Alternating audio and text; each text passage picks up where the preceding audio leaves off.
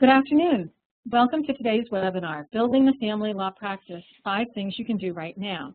We're ALT Legal Professionals Marketing Group. We work with attorneys and law firms across the country to build their businesses.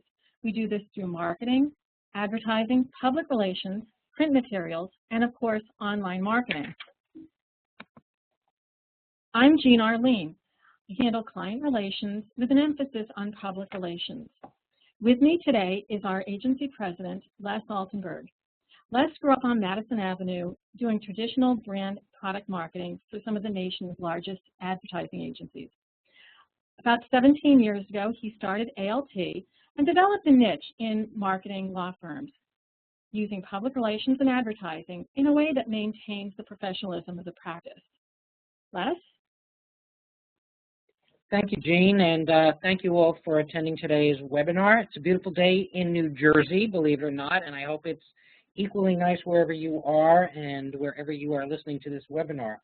Let me begin by saying something that I think you all will agree with, and that is that marketing a law firm is difficult.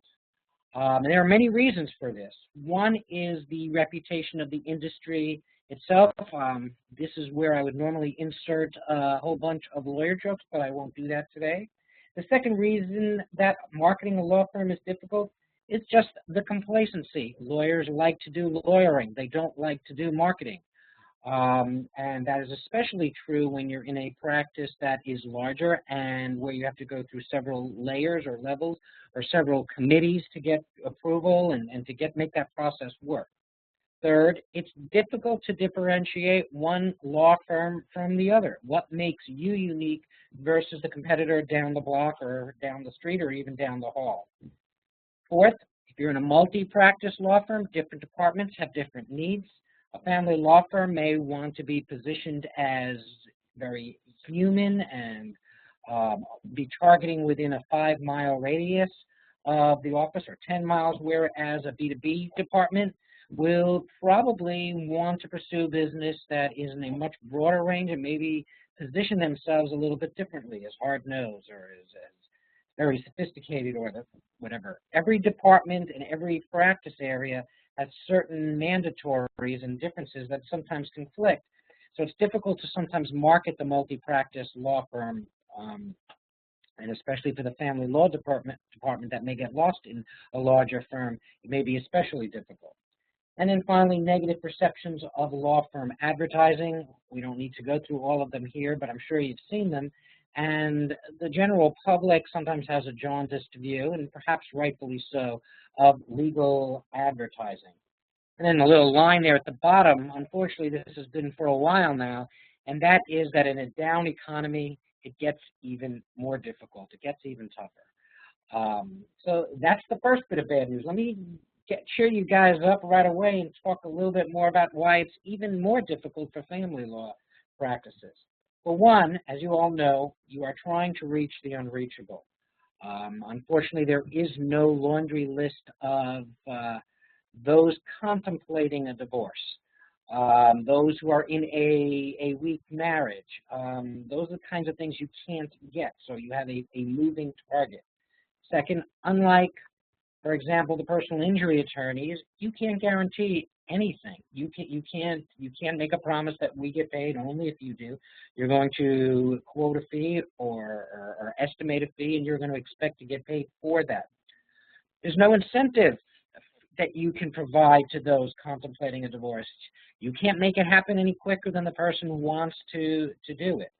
It would be nice if you could say take $200 off your next divorce, but unfortunately that's not the way the world usually works with these kinds of things. There's no seasonal skews to take advantage of. Divorce doesn't happen more in March than it does in December than it does in April. There's limited consumer familiarity with family law firm marketing. We see a lot on the personal injury front. We see a certain amount on bankruptcy, not so much on family law, although I will say my observation has been that that's changing a little bit. But there's a lack of a familiarity with what family law is all about, what makes one practice perhaps a little different than the other. Which gets to the next point. It's difficult to position a family law firm from competitors, And while that is not the focus of our topic today, it is something that's important and should really be discussed by the decision makers at any family law practice. Why should I go to you instead of your competitor who may be just viewed from a distance-wise not very far away? Difficulties in positioning firms as nice guys versus as sharks. I've seen family law practices go in one extreme or the other, and they each are fraught with certain challenges. And then finally, speaking of challenges, one of the most important is cost. And usually, and in most cases, marketing the practice, or at least traditionally, has required significant amount of out-of-pocket expenses. So that's the bad news. Let's talk a little bit about the good news, or hopefully talk a little bit more about the good news. For one thing, people are and always will be getting divorced. Estranged parents will always be seeking custody or parenting time, and they'll always be seeking to improve their financial situation. So it may be a moving target, but there always is a market out there. Family law clients can come from all ends of the general population. There is no demographic, that you would particularly want to target, although some family law practices do try to go more affluent and higher up on the socioeconomic scale. Family law marketing usually targets a tight geographical area. That's good from an expense standpoint.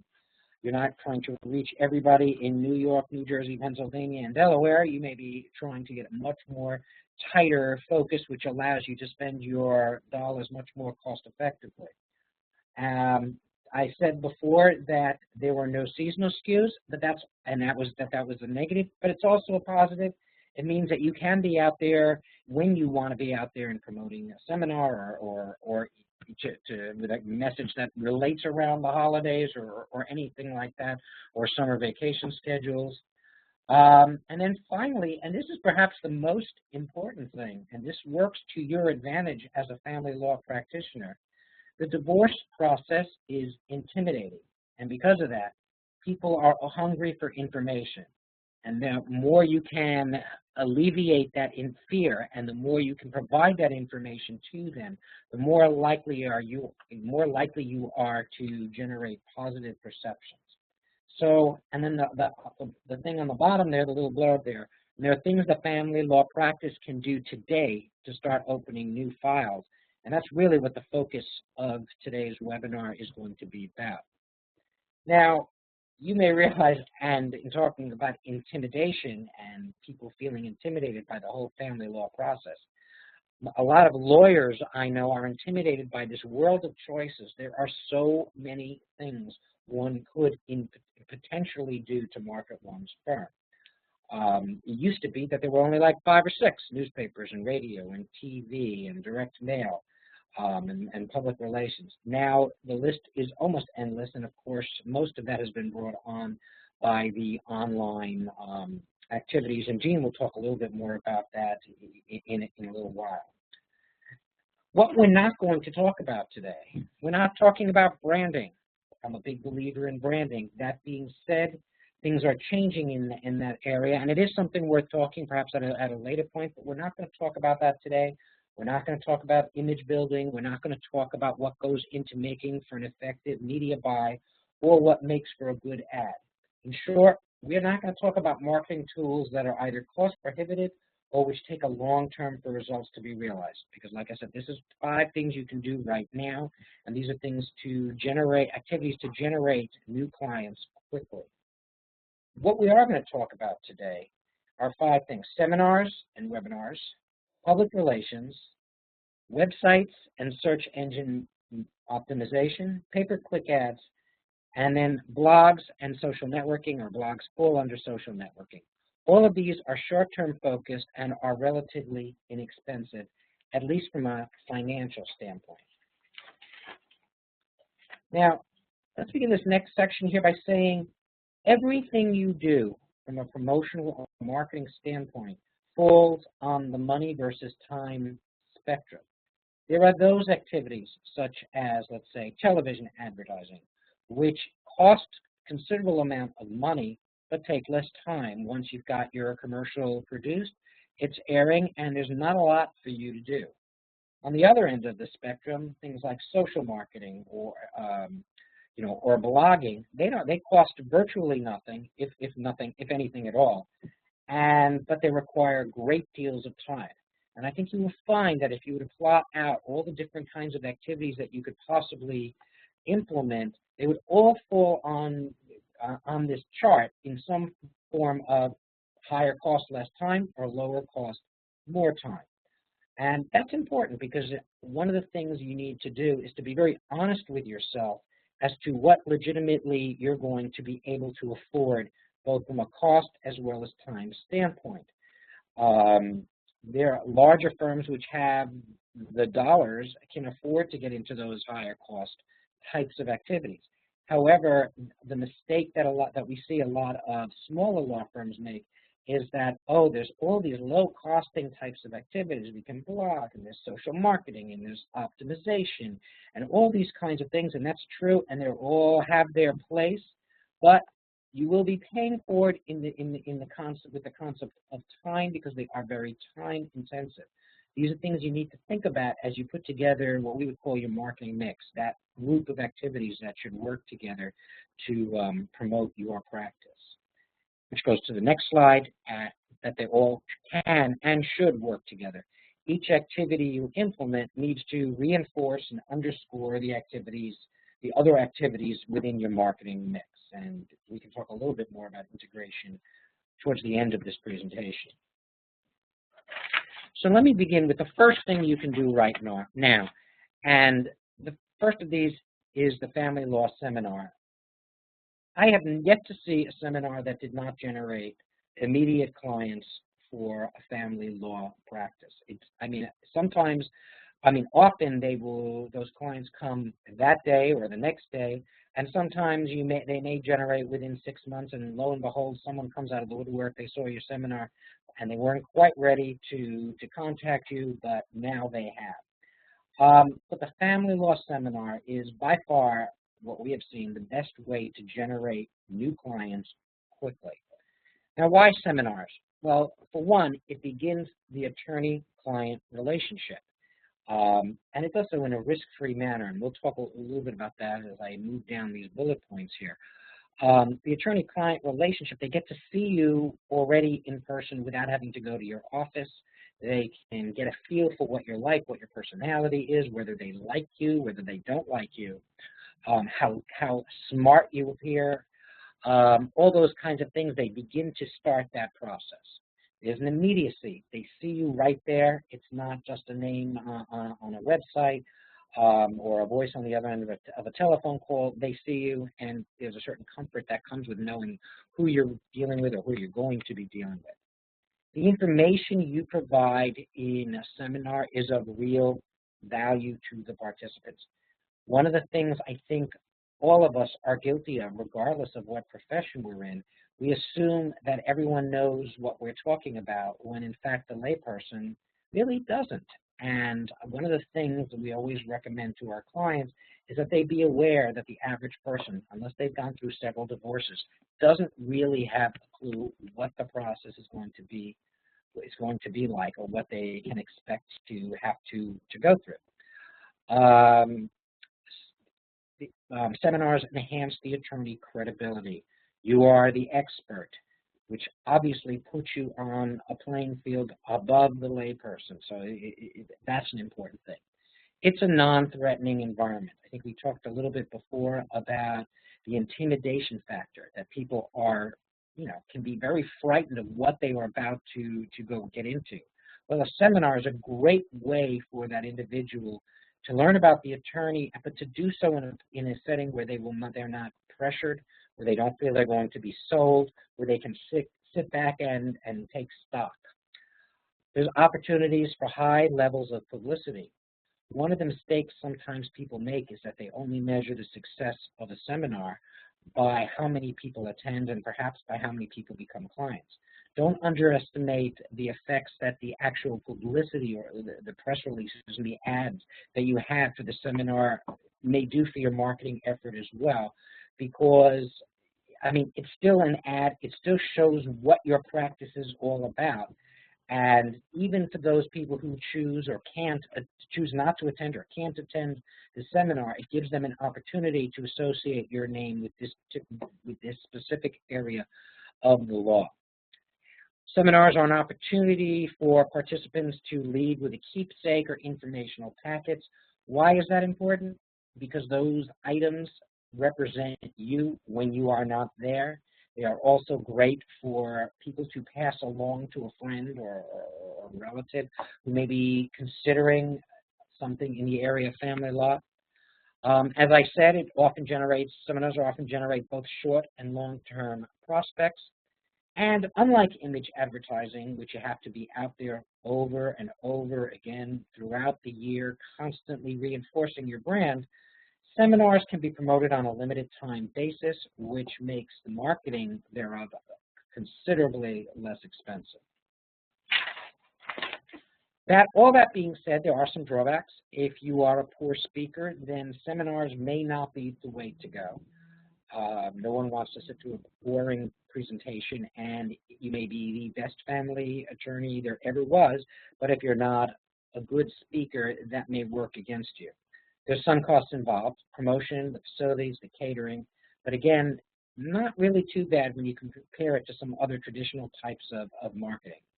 And another drawback to a seminar, you can't do it over and over and over again over a short amount of period. We usually recommend one seminar every 6 months or so, or within a year. But you can't keep going them week to week, because there is a saturation point. The cost benefit starts to diminish as time goes on. And then finally, seminars are not really, we don't look at them as an image building or a branding tool. They're short-term focused. Now, that being said, there are certain tactics to consider when developing a family law seminar. There are certain questions that we always ask our clients when we're putting together. First of all, what kind of clients do you want to attract? Many family law attorneys look to generate anybody looking for a divorce. We want to get them, that kind of thing. Other family law attorneys are a little bit more selective, and they want to go after the more affluent individuals, higher value types of settlements. And that has what kind of client you're looking to pursue may have an implication as to whether you want to charge for the seminar or not charge for the seminar. When you charge for a seminar, you may attract fewer participants, but it may elevate the status of the firm and screen out those who don't have some kind of dollars that they could spend towards this process that they're about to engage in. It also affects where you should hold the seminar. Obviously, a fancy hotel is going to have a more highbrow image, but also more high costs. When should the seminar be held? You'd be surprised, almost every day of the week and every week of the year is National something of the week here, and you may be ignoring certain people who may not be able to attend. So make sure you know every religion's holidays, what days of the week they're going to be, and whether or not they will be automatically checked off the list because they wouldn't be able to attend. How should the seminar be promoted? This obviously is going to be a function of many things, especially dollars, but it also is, as I said before, dollars and time. The way websites are usually promoted, they're usually promoted on the practice website. How a seminar is promoted, I should say. They're usually promoted on the website, through press releases, advertising. Some law firms have gone to setting up email blasts, announcements via social media, all of these. And as I said, they all fall on the different points of that cost time continuum. And then last, but certainly not least, how can the seminar be leveraged? And by that I mean to say, okay, we did a seminar really fall short, because you can videotape the event, which can then be archived, and then people can come to your website and see it, which helps your search engine optimization efforts. Your participants can be added to your database, so now whenever you get out an e-newsletter or a regular newsletter, you've increased the size of the volume of people that are going to be getting that. It gives you an opportunity to provide handout material, and we talked a little bit about that. Other opportunities may be more in the PR function. We've seen situations where family law practice has promoted a seminar, but asked for a fee for attending, $20, $25, or even more. But instead of taking those costs, actually donating the proceeds to a worthy cause, such as, say, as an example, a women's shelter or something like that, and then making a lot more hay out of that through a press release, a photo opportunity of a member of the firm handing a check to the shelter, those kinds of things. So when you're developing a seminar, it's always, always a good idea to find ways to milk it for everything that it's worth. And I think with a little creativity and a little time, you'll find that those opportunities are plentiful. I'm not going to spend too much time on this next chart. Suffice to say, there's a big difference, but there are some differences, I should say, between seminars, webinars, and podcasts. What we're doing today is a webinar, and it has certain advantages. It's certainly less expensive to implement and to get out there to the general public. However, we lose a little of that face-to-face interaction that we talk about.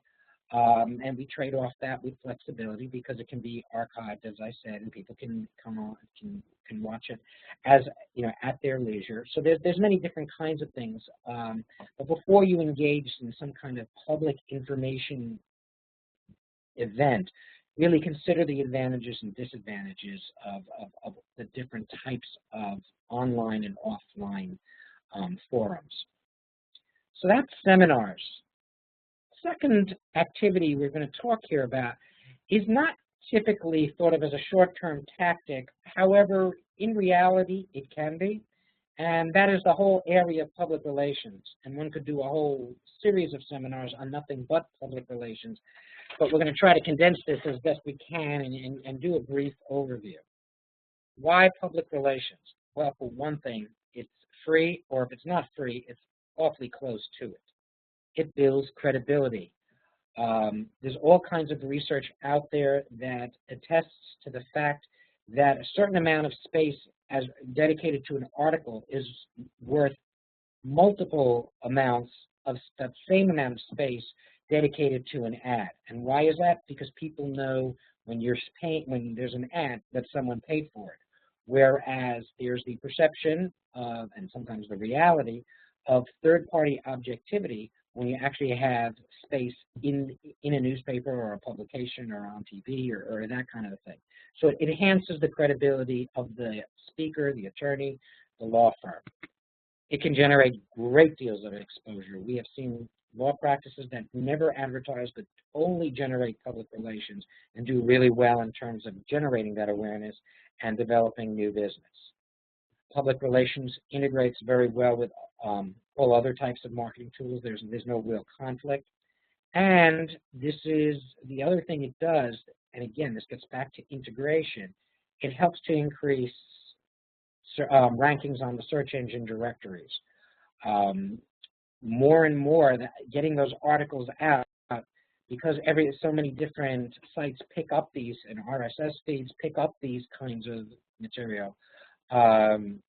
Google picks up on the fact that it's being picked up, and now your site is moving up the ladder of listings on the search engine and directories, and hopefully getting into a position where you're on the first page or the first two pages. So it can only help in that way. Drawbacks of public relations? Well, it's there's limited control over placement. Unlike ads where you pay your money, you get your space, or you get your time. With PR, you send in your press release or you write your article, and there is no guarantee that the editor is going to put it in his publication or her publication. And you really can't expect it because, like I said, there's usually no cost involved. Another drawback of public relations, I said it was free or very close to it, and that's true, but only from a financial standpoint. Doing a consistent effort in public relations takes time. It takes time to develop the concepts, to do the writing, to do whatever research is necessary. So if you are not going to have the time to implement a PR campaign, then either contract it out to someone or forego that if time is almost more critical to you than our dollars. There are many different kinds of public relations tools. There's the ever-present press release, which is usually used to announce important firm news, a seminar, a webinar. The firm is giving away a free informational booklet. An attorney has been hired. An attorney has new accreditation. There's a million things that a press release can do. Having said that, I will also say that no one ever got a call simply because there's a press release. It's the accumulative effect of press releases that generate awareness of the firm, so that when the time comes and someone's thinking of a firm to hire, they go, yeah, I've seen that name of that one firm over and over and over again. Second, under PR is the feature article. That's infinitely better than even a press release when a publication is either writing an article about you or highlighting your knowledge of a certain area that perhaps you are writing about. That's golden, and again, there's no cost to it. One suggestion on this: don't write the article until the editor has said, I would like to see the article. Instead, write a short pitch letter that quickly and succinctly gets to the point. Tell them what you want to write about, why this is of interest to their audience, and why you would be the right person to either be interviewed or to write the piece yourself. This saves you a lot of time also writing an article only to be rejected. And the same can be said for the broadcast interview. It's very similar in the process. Pitch your speaking appearance on an important issue in family law. And again, in the interest of leveraging, make sure you obtain a copy of the segment for your website that you can put on there. One of the things that lawyers often don't realize is that editors and producers are dying for expert opinion and analysts, because again, they're lay people when it comes to legal issues of the day. So take advantage of that fact. Making news. I alluded to this before. It's amazing what can make news. New hires, new accreditations, new certifications, professional and civic appointments. I remember once our agency developed a press release for a law firm because one of their attorneys was named like head of a Boy Scout group or troop or something, and it made the papers. So again, no one's going to hire you because of that, but it keeps the name out in front. Speaking engagements and appearances, perfect opportunities. Even if it's, was a week ago that you did it, send out a press release, perhaps with your photo or whoever the attorney or the speaker was, talking about where, when, why the speech was given. Events and seminars, we've sent out a press release saying we were going to be doing this webinar here today. Case anomalies, not just yours, but anyone's. We worked with an attorney once, a family law practice here in Jersey actually, where the senior partner was very good at recognizing a divorce situation that was unique.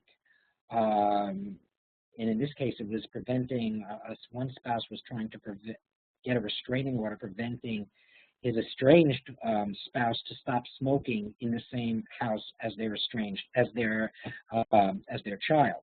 So, it was a case anomaly. He was able to get a restraining order and made a lot of news, both locally as well as regionally. But don't focus just on your own cases. See what's out there. If there's a case that's in the news, take advantage of it. As I said, editors and producers are constantly looking for and needing expert analysts. So if there's a case that someone else is handling and perhaps the attorney has a gag order on them or is unable for any of a million reasons not to be able to speak on a subject, be that go-to person that the media goes to when there's a topic in the public eye. And the example there is who owns the frozen embryos. I remember once there was a case where an estranged couple were fighting as to who owns those eggs, or embryos, I should say. And again, that made news, and our client, who was not involved in that case, nonetheless, still was able to be interviewed and offered his perspective on the thing. And then finally, new legislation. There's always things coming down the pike that changes the rules. The whole thing with domestic partnerships obviously changes by state. However, that doesn't mean that that's not something of news, regardless of which way the state is leaning. And then finally, remember that it's not just print anymore or broadcast. Everything you do needs to be sent to the online outlets as well. So again, perhaps we were a little deceiving when we said 5 things you can do right now. We were talking about how inexpensive these things are. Again, from a dollars and cents standpoint, they are incredibly inexpensive, but they do require time, and they do require time to do it right and to do it consistently. Now, to doing it right and doing it consistently, we're going to talk a little bit about what to do with your website and what to do in terms of search engine optimization, which is another low-cost, although time-intensive activity. And to talk a little bit about that, I'm going to switch this back over to Jean. Hello again, and we'll talk about website maintenance and search engine optimization. We have a Google screen up here because Google still dominates the market. I know Yahoo and Bing have merged, and they're growing in popularity as well as others, but Google still does have the lion's share. So a lot of these things we'll be mentioning Google as we go forward. But why update and optimize your site? Well, your website is a good place for people to come for information. So you want to be placed high on the search engines, and research has said that people will look to that first page. They might go 2 or 3 pages deep on Google, but if you're ranked 40th, 100th, 150th on the search engine, you're not going to be found at least through an organic search. And when we say organic search, we mean somebody types in keywords and the list of sites come up, and if you're not on that in that list, there's usually about 10 on a page, they're not going to find you. Also, updating your site, well, it keeps your content relevant. So things aren't out of date, things are up to the minute and really relevant to your target. Keeping things up to date and changing obviously keeps things more interesting. So if you have material out there that is news that people can use and they might use you as a reference, it increases return visits. And of course, that's always good for keeping things viral. If I like your site and I go there all the time and my girlfriend has a similar problem, I'm going to tell her, hey, check out this site. So it's always good to increase your return visits and your interest. And then, again, when we talk about that time, money spectrum, it's low cost if you do it internally. There is a little bit of technical knowledge you may need, but for the most part, it's more of a time issue versus a dollar issue. What are the drawbacks? Well, like PR and like a lot of things we're talking about today, it's got to be done regularly. You can't do it now and then get to it a year from now.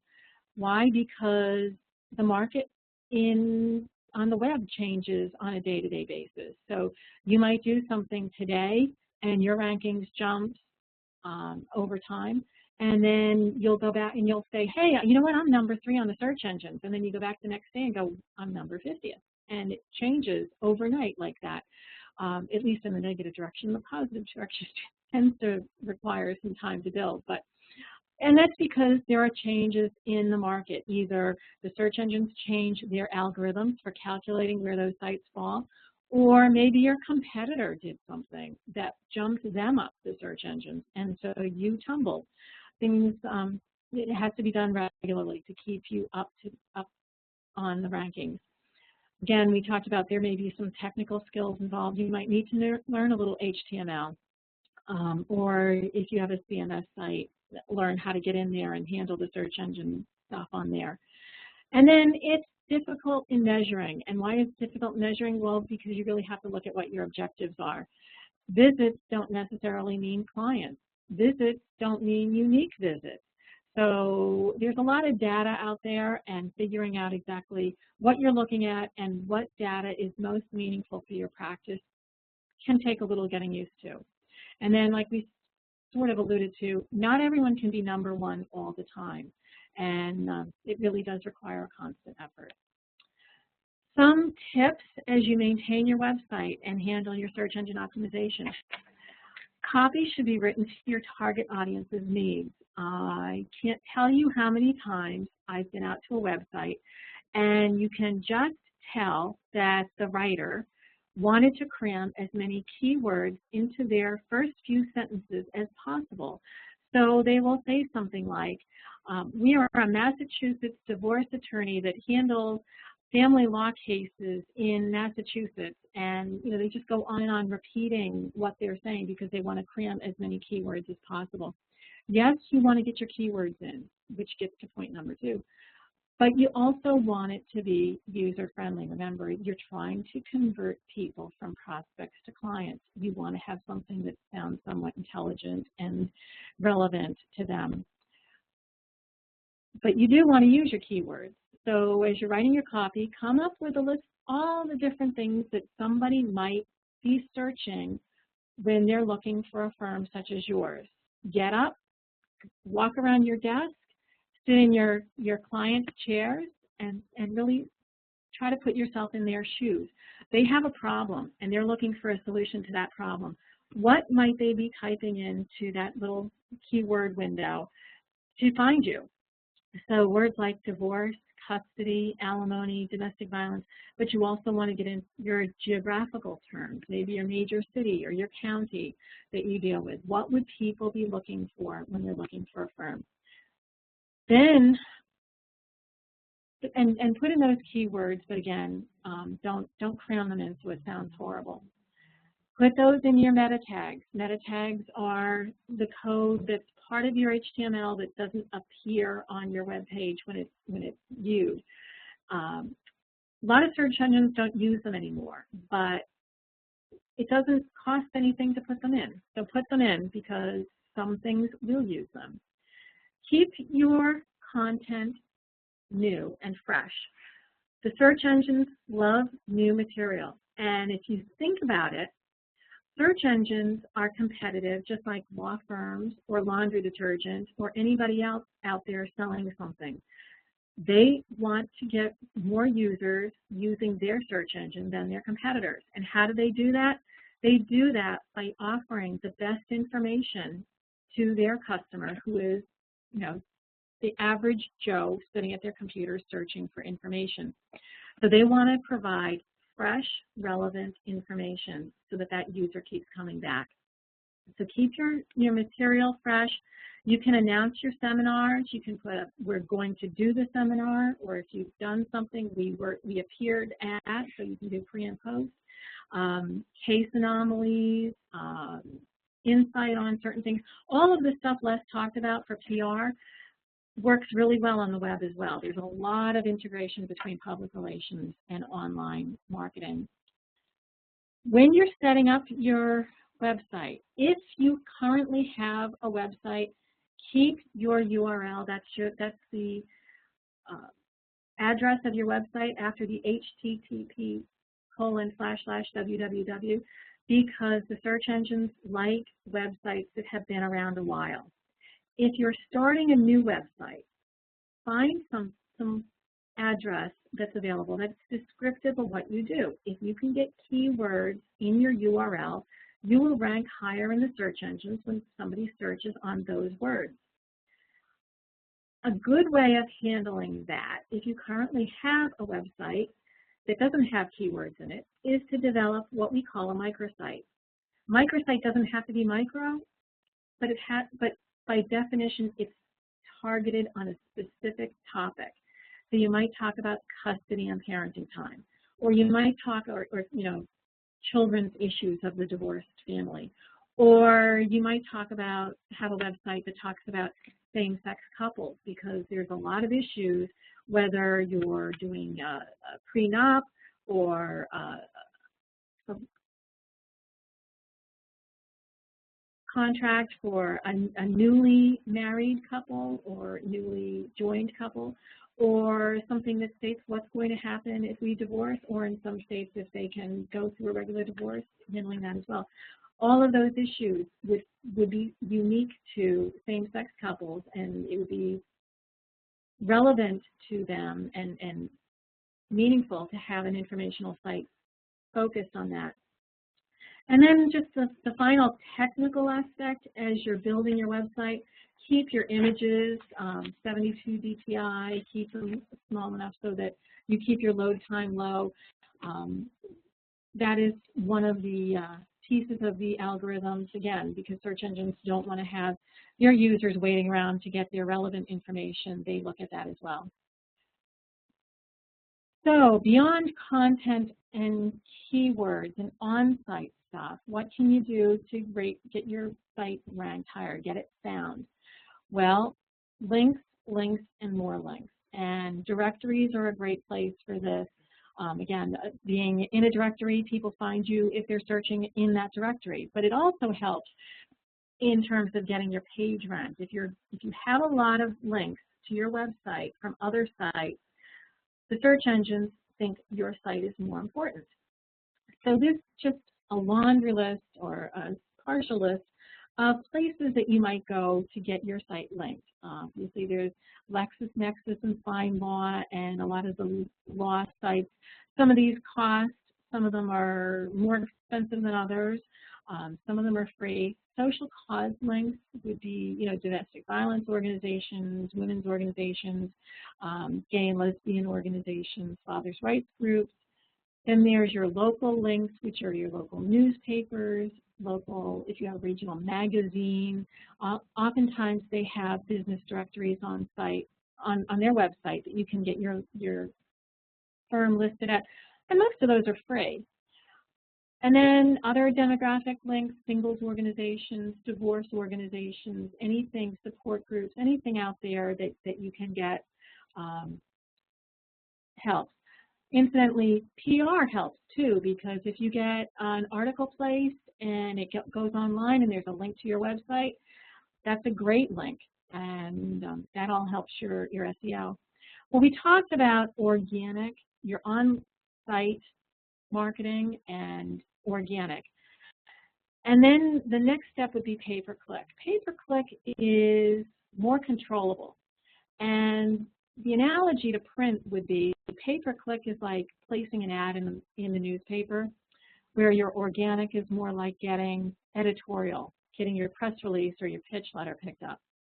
So the circled areas here on this page are where your ads appear.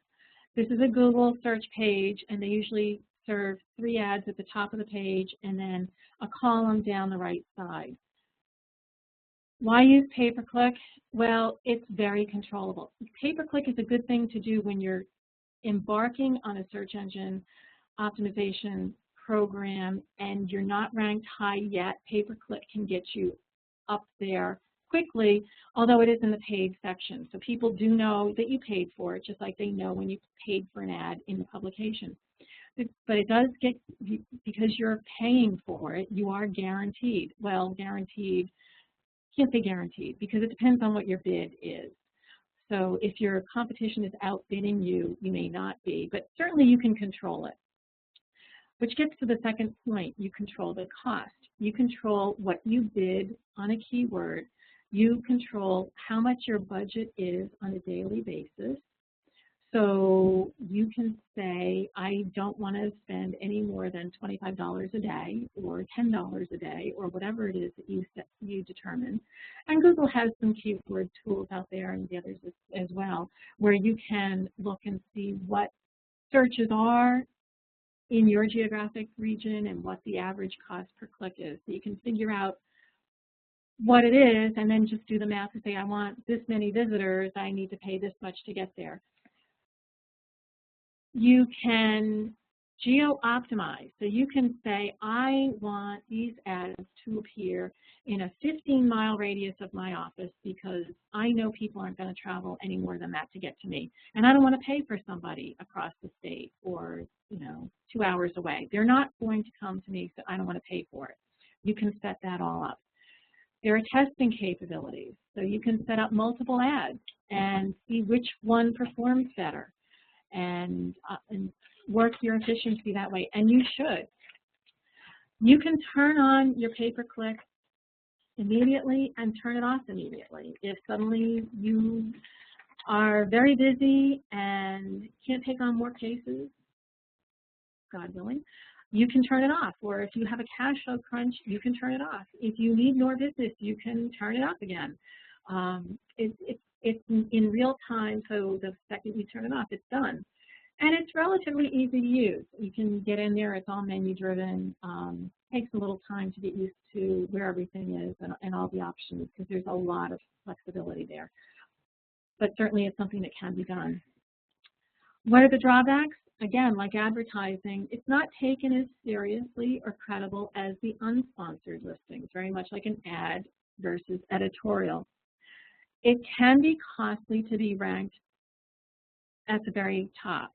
I spoke to a firm, it happened to be a PI firm in Texas that was spending $10,000 a month in pay-per-click. PI probably spends a little more than family law, so I wouldn't let that scare you, but it can be costly if you go in big.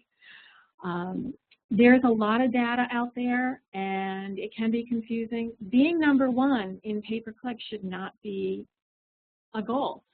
If there may be more efficiency to being fourth or fifth and having a lower cost per click, getting a similar number of clicks. If you're getting more clicks for less money, it can be more effective. So analyzing results can be confusing. And PPC, because you're getting out there like anything else, you can get some unwanted leads. It's a great place for vendors to find your firm, but that's part of the cost of doing business with that. How to implement your pay-per-click? Well, identify your keywords, which you did when you wrote your copy, hopefully. And then what you want to do is categorize those keywords into different lists, and then take each of those categories and point them to a page that talks about those categories. So all of your words like custody and parenting time and visitation and all that would go to your custody page, where things about separation of assets and would go to a page that talks specifically about that. So you're directing your words to specific landing pages. That way, when you have keywords and an ad and it's pointing to a page and all of that is talking about the same thing, if there's a relevancy, and you get a higher score on the search engine, so you get higher placement at a lower cost. How do you write your ad? Well, there's a sample ad here for Philadelphia Family Law, and we didn't write this one, we just pulled it, but this was a true ad that was out there. Your headline, which is, or you could call it a title, is Philadelphia Family Law in this ad. You have 25 characters, no more, well, no more. You can go less, obviously. When you get into the descriptive copy on your ad, you have 2 lines of 35 characters. That's not a total of 70 characters running. That's 2 lines of 35. So if your word goes 37, guess what? You got to drop to the second line.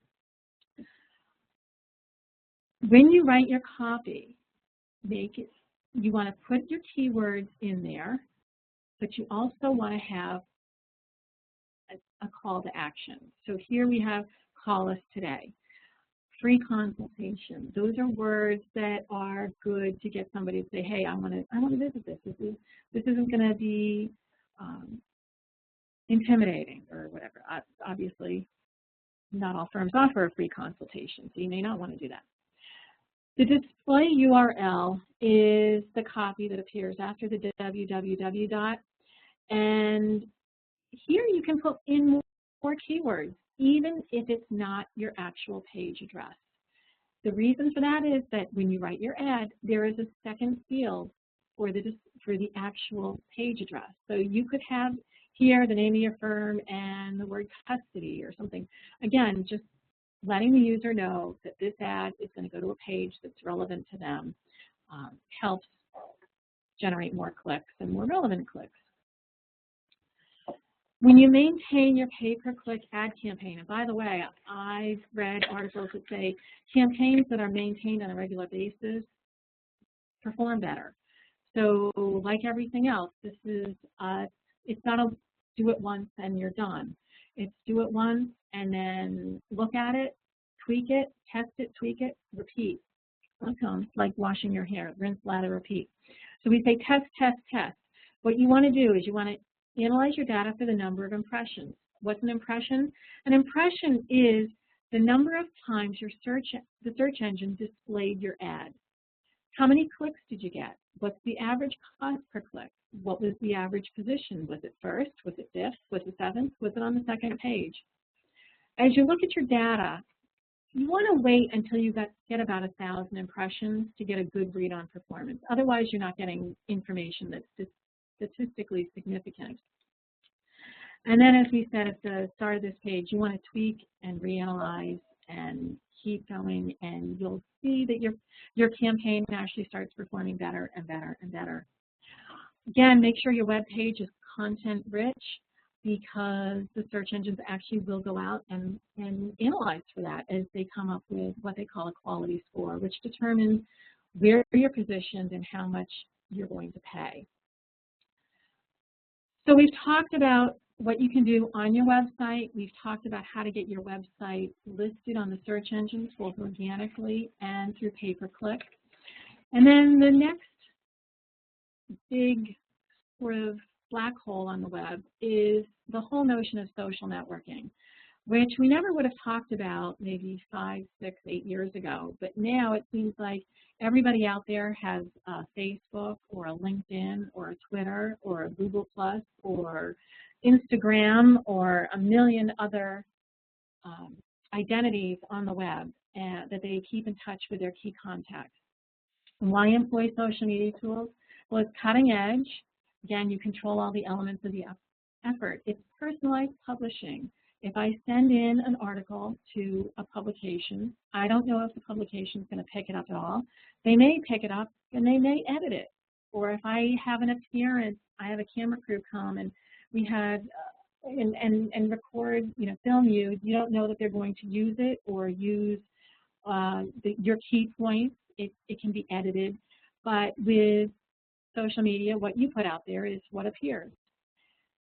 It's a good way of reaching out to a number of people without leaving your desk. You don't have to go on the rubber chicken circuit. You don't have to get in your car and drive. It's quicker than doing all of that.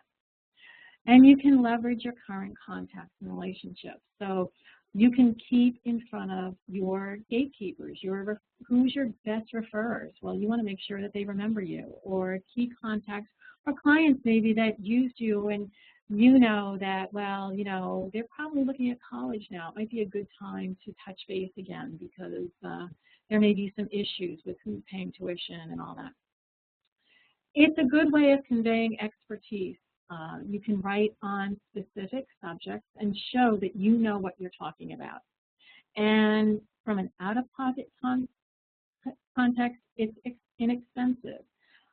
Again, because you have to be out there doing it, you have to stay top of mind, it does require time, which gets us to why not employ social marketing tools.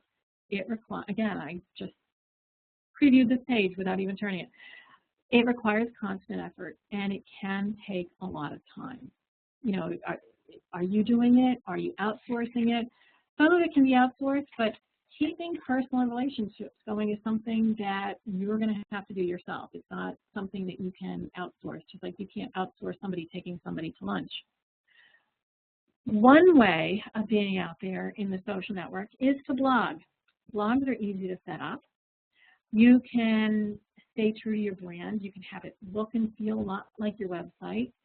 It's a great way of getting and giving links to your website from directories, media websites.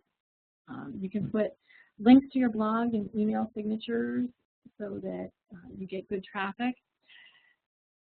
So it's controllable that way. You can write for relevancy. You shouldn't write for selling. It should be giving information. Remember, at the outset, Les said people are hungry for information. This is a good way of showing that you're an expert and you can give people something that they need. We suggest you keep each post to one topic and a minimum of words. We say this for a couple reasons. One, people don't want to do a lot of work. So if you keep it short and keep the key points, keep it something that's short and easy and to one topic, your reader is more likely to read it. If you keep it short and to one topic, it's going to be easier for you to stay on top of it. So we would rather see you post often, but post short one-topic items. So it works best because, again, you're keeping it up to date and you're ready, you're willing to do it, and your users are more likely to read it. Which helps the next point. You have to post consistently to have any value. We say weekly or even more often. That keeps the social media sites like Blogspot are up to date and well maintained, and your users will be more likely to come back if they know, when I go back, I'll see something new. If I go back and see something that I saw 3 months ago, it's not worth my time to check again. Be careful what you post. You don't want to post something that may seem unethical. You don't want to post anything that is disparaging. We always joke with clients when they ask us about a social media policy, and we always say, it's very simple. If you wouldn't say it to your grandmother or you wouldn't say it to a judge, don't post it online. Because guess what? Your grandmother or a judge, well, maybe not your grandmother, but a judge may be out there looking at it. Or somebody else, a future client, a future employer. The media, the web is a medium for many, many, many different targets. And then we get into the social media groups. These are your LinkedIn, your Facebook, your Google+. Here you should definitely create profiles for yourself. If you're in charge of marketing to the firms, other firms, attorneys should have profiles. And the firm itself should have a page where you post updates. Post your photo, post links to your website, your blog. Again, links, links, links. Invite your contacts to be linked to you, and then you can access their links. Hey, Joe, I want to meet your link so-and-so. I have some information I think might be of value to them. Seek recommendations and referrals, but the best way to get is to give. So look for opportunities to refer people to your contacts and to make recommendations, offer recommendations to people who've done good work for you. You can use these tools for surveying, for forums, to get information that you can use in your marketing or setting up a new practice area or what have you.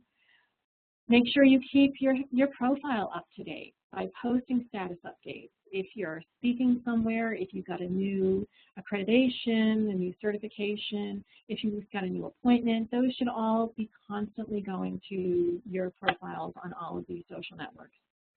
And again, just like we said with blogging, be careful what you post. Once it's out there on the web, you can't really take it down because you don't know who might have captured it, passed it on to somebody else, and so on and so on and so on. Another way of leveraging your participation on these sites is to join the relevant trade, civic, social groups and listen to the chatter and offer things up. You can also promote your events by sending out postings to those groups. You can find such groups on Google and on the social media sites. Post regularly so people know who you are.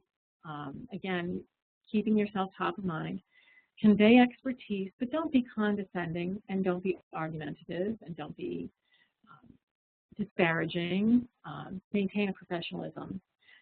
Think about what other people would want to know. It's not about you. It's about what would be interesting to your target. And you, again, with like surveys and use those groups, you can get feedback. You can get questions answered. How do you feel about XYZ? And we keep saying this over and over again. Be careful what you post. Again, you want to maintain the professionalism of yourself and your practice. I'm going to turn it back over to Les as we conclude, and he will kind of tell you how this all works together. Thanks, Jean. I'll go real quickly here. Just a couple things all these different activities we talked about, and even some that we didn't talk about, there's a couple of three general rules that I need to just hit real quick here. First of all, any of you who are in any kind of a relationship with anyone else knows that it usually takes several times when you ask them to do something for them to get up and actually do it. I know with my wife and the garbage and all that, I'm usually yelled at 100 times before I actually can get up off the couch and do what she's asked me to do. So that being said, it's not much different when it comes to the marketing of a firm. You need to generate multiple exposures. If you were going to go out and do television, you would have to run a media campaign that would allow that kind of thing for people to see your ad many, many times.